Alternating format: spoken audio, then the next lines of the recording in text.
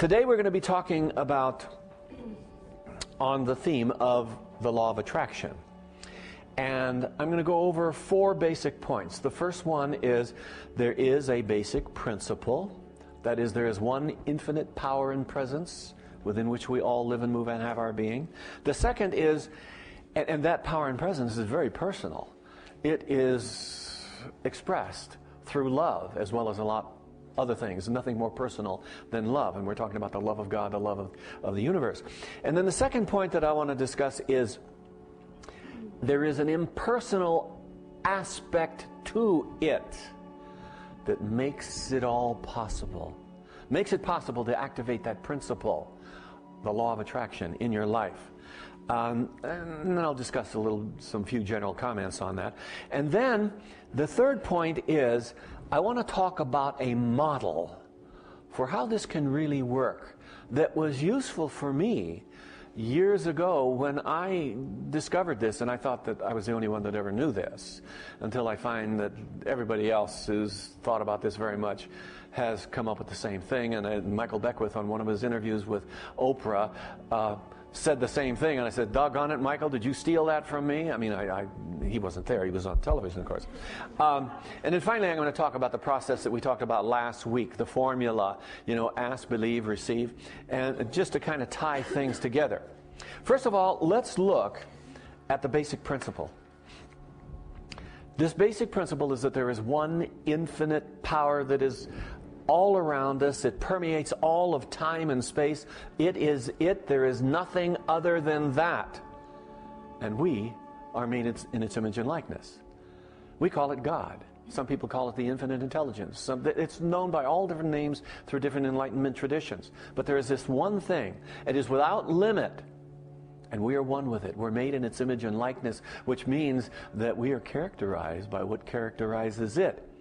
Now, one of the wonderful things about this is that this power, this principle, this intelligence knows no favorites.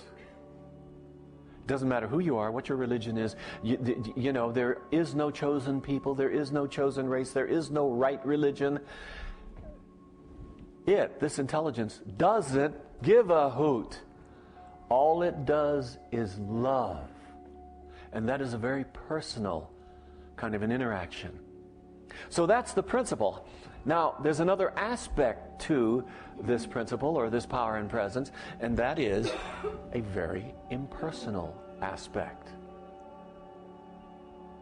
And that impersonal aspect is what makes possible our ability to be able to experience life and experience it fully. Let's look at that impersonal aspect. It's called the law. Now, interestingly, we are addressing this morning the law of attraction, but there are many, many other laws, aren't there? No. There's one law.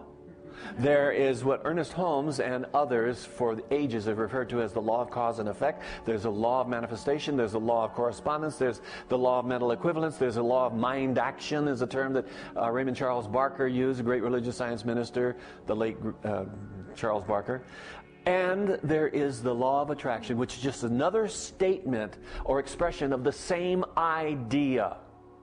And you'll see as we go through how, and the most common term is the law of cause and effect. But this idea of attraction is very excited right now because people think, I've come along and all of a sudden I realize that there's ability for me to be able to do the right thing, say the right words, be introduced to the principles by the right wisdom teachers, and I'm going to be able to set my thoughts in such a way I'm going to attract everything to me. Well, kind of.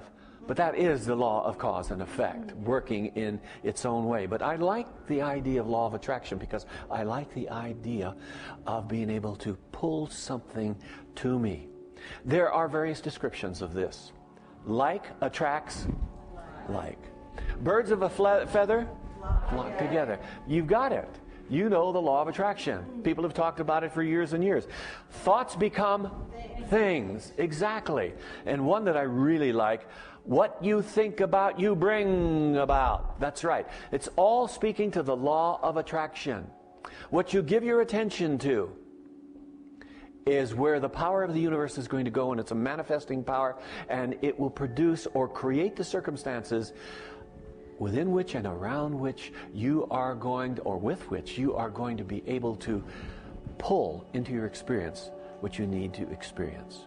Now, a couple of facts about the law itself. It never ends. You don't turn it off and turn it on. Just like the law of gravity. You don't turn the law of gravity on and turn the law of gravity off. It just is. And it's an always present field of influence, like the law of gravity again. Of course, gravity, you have to have substance, don't you?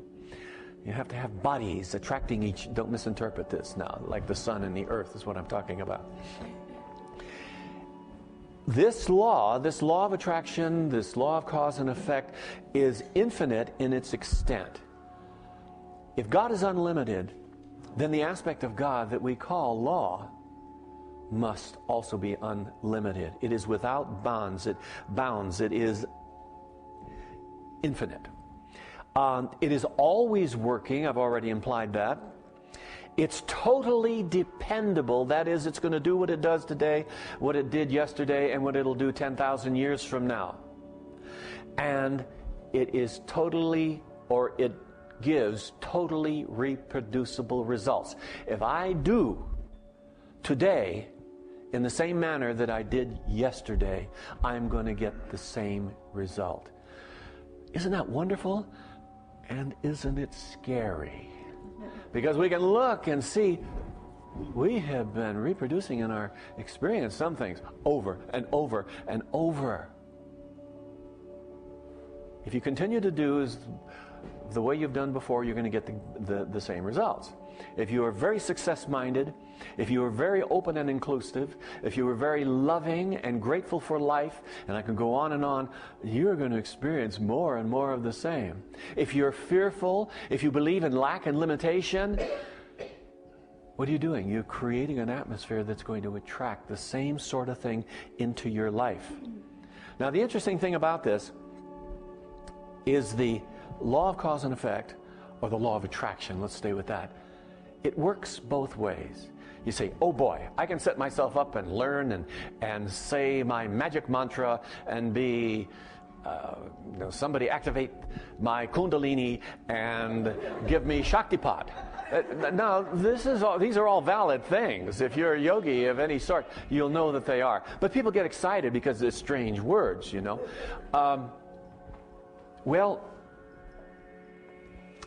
Okay.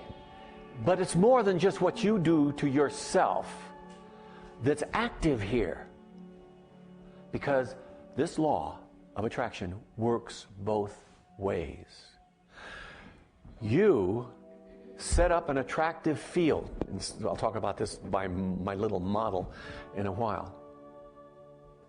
At the same time, everything has associated with it its own field, and you are being attracted to, and it is attracted to you. I love what Ernest Holmes, our founder, said. What you seek is seeking you. Wait a minute, how can that? When I first read that, it must have been 40 years ago, and I thought, well, you mean there's the new Jaguar out there that I'm seeking is actually seeking me? And I thought, well, that's kind of nonsense, and it must be a metaphorical statement, and it must, just a figure of speech. No, folks, it's absolutely true.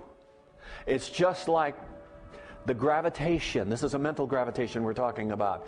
Each body is attracted to the other to some extent. Now, let's take a look at the model that I came up with years ago that I was so pleased and a little bit arrogant about. I like to explain it in terms of an analogy. Some of you are old enough to remember the old dial-type radios that we used to have in our cars. You remember those? You'd turn the knob until you come in tune. Anybody not remember that? Oh, I don't even want to talk to you. You're just way too young for me. You'd be driving down the road, and you're listening to something that's very interesting, and it begins to fade a little bit or get a little cracked. So you'd reach over and you tune it just a little bit more, and you get a little better position, and it come back in, and you continue to get farther and farther from the transmitter or the station that's sending out the signal, and so you tune it again, and then you continue down the road, and the same thing begins to happen. So you reach over to tweak it one more time. Now you're hearing it well enough, but you really want to hear what this guy has to say. It's really exciting. So you give it one more twist, boom, it's gone. And you fool around trying to bring it back, and you can't bring it in. Now, the reason for that is that there was a resonance frequency shared between those little metal plates that were the tuner inside the radio, and you turn them and you get them in the right position, and it has a certain characteristics associated with the resonance of it that matched what was in the studio, but you couldn't bring it in any better anymore. You turn the car around and you go back, and you can bring it back in. But the same thing's going to happen when you start getting at a distance from it. Now, I love that analogy because I think of our minds, I think we have kind of a mental radio. And the signal that we put out will match the signal, if you will, or the frequency spectrum of some particular object. It's been said by all of the great Enlightenment teachers that the universe has two facets to it as far as we're concerned. There's the material universe, which is relative. There's the time-space environment within which we live, move, and experience our humanness. But that resides within the absolute, which is devoid of time and space. And if there is no time and space, how can anything be made in that? It takes time, it takes space. It can't. Well then, where is everything? It just is.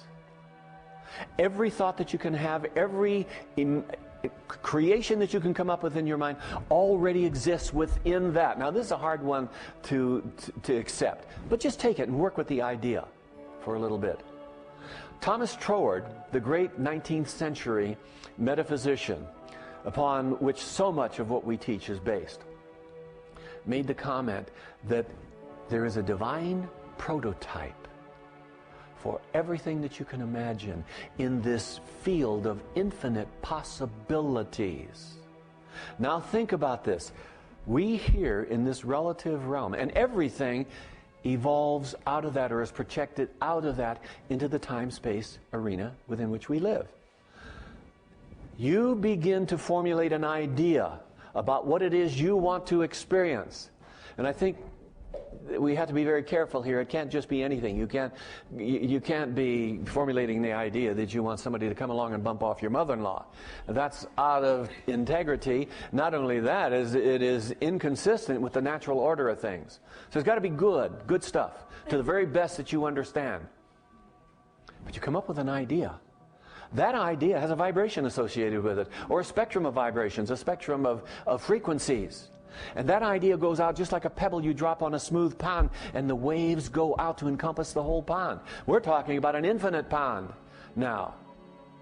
And so we kind of drop our thought that involves our belief and our acceptance of the possibility, and it goes out into the sea of cosmic mind, if you want to call it that. At the same time, whatever it is that you're looking for exists as a possibility in this field of infinite possibilities, and it is sending its signal out. And what happens when the two encounter each other?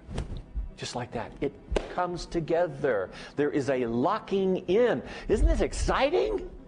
I mean, this turns me on when I think about it. I wonder why I had to wait to have somebody else tell me about my model for me to be indignant that they knew what I figured out a long time ago, only to be re-inspired at what the possibilities are here. It's just absolutely incredible. And it works both ways. It's almost like there's a radio signal going on out there, or at the very least there is a field around an idea, and the field around our idea, these vibrations seek each other, and what I am seeking is seeking me. That's absolutely incredible. Does that make sense to you? Or is this stuff just kind of boring and a little bit too airy-fairy? All right. Okay, that's, I think, the way this works. But you know something? It doesn't matter. And whether you understand it or followed any of that I just said, it doesn't matter. Take as a working premise that your thoughts create an attractive field. Your beliefs will automatically establish this kind of a resonance in the universe that is going to pull to you whatever it is that you seek, if it is in integrity and consistent with the natural order of things. Now, the process by which this happens, and we talked about this last week, that was a whole part of last week's sermon. The process or the formula is very simple. Ask, believe, receive, or accept. Receiving and accepting really are the same thing. But there's something that's very important about asking. If you're going to ask that the universe delivers something to you, or the means by which you can achieve or accomplish or acquire what that is, a lot of times that's where people go wrong. They ask for the $1 million to show up on their doorstep, and maybe that's possible. I don't know. In the realm of infinite possibilities, I suppose it is. But I think I'd rather find out what I need to do in order for that to happen. So there are things to do. But if you're going to ask, it's nice to know what it is you want. That sounds silly, doesn't it? But the fact of the matter is that most people spend an inordinate amount of time on what it is they don't want. And you remember that statement that's been made over and over. I've made it over and over from this pulpit since I've been here. And I've been here just about 5 years now. The power in the universe flows to the focus of your attention, and it is a manifesting power. So, if you're always thinking about what you don't want, what are you reproducing over and over and over in your life? What is that thought form? What is that thought frequency that you're creating doing? It's attracting more of the very same thing. So you need to know what it is you want. And knowing what it is you want, depending on how you're going to go about doing this, can be very well that which leads you to really a deep belief. Let me give you an example. I have a friend that I haven't seen or talked with in about 5 years. His name is Larry James. I met him in Tulsa, Oklahoma about 30 years ago when I first went into the ministry, maybe about 28 years ago. And Larry was a real estate agent doing very, very well for himself, but had a fantastic inquiring mind about the way things worked. He was always taking workshops and seminars on success principles and that sort of thing. And at one of the seminars that he went to, he was told about the importance of sitting down and writing all of the things that he wanted to experience or have, to acquire, whatever, or do in his life. And the instructions in this seminar was for him to go home and sit down with a pad of paper and writing instruments and write out all the things that he wanted.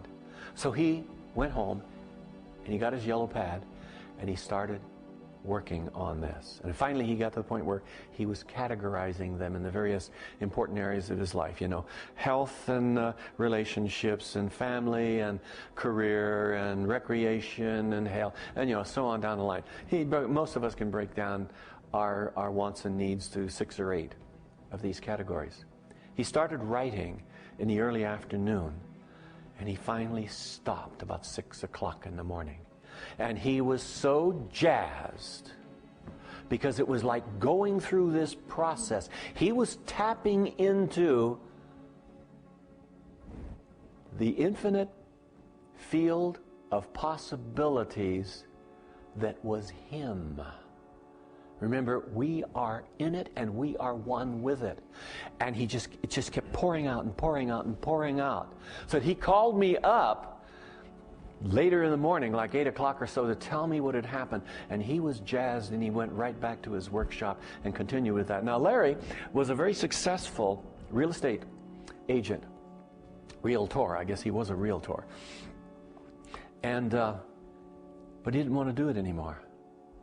So what is he doing today? The thing that he discovered by going through this process more than anything else, he wanted to be a presenter, a workshop presenter, and he wanted to work in the arena of love. So he's written several books on love and does workshops all over the country. He's remarried. And along in the process, he got rid of a wife. I mean, there's some good in everything. No, I don't mean that.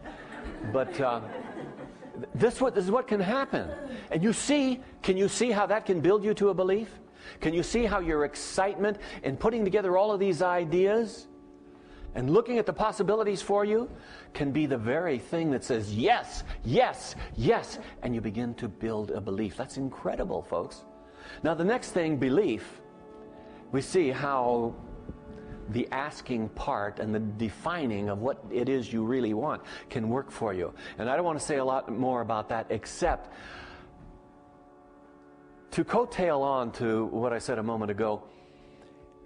Allow yourself to want what you want.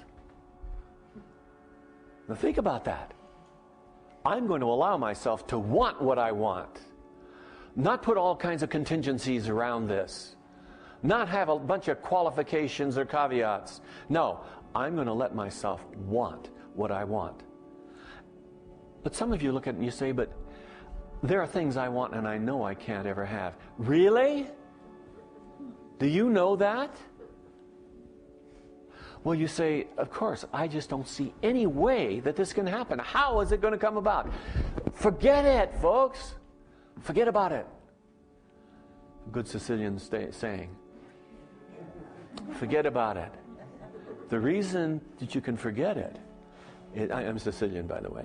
The reason you can say that is it is not your job to know the how. That is the job of the universe. That is the job of Spirit, of God. Your job is to know the what and to be very, very clear on it. And when you go through the ask and the believe, it just naturally leads you into the acceptance. If you can get to the point of really believing it, all you have to do and say is, and I accept it as so right now.